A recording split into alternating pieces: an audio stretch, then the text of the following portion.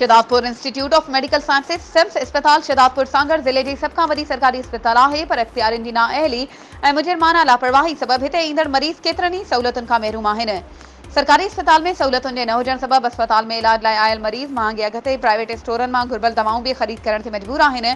शिदातपुर institute of medical sciences SIMS अस्पताल में दवाउन समेत एमरजेंसी वार्ड में इंजेक्शन लगाइण लाइ सिरिंजूं बे नाहिन।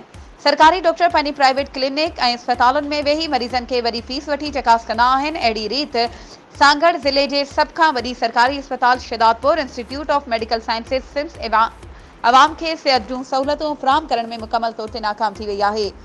शिदातपुर के शहरन सिंध बड़े वजीर सेहत वाले वजीर जिले हेल्थ ऑफिसर सांगड़ समेत आला अख्तियारन का मुतालबो कयो तो Shidatpur institute of medical sciences SIMS अस्पताल में शहरन के सेहत जूं बुनियादी सहूलतूं फराहम कयूं वञनि।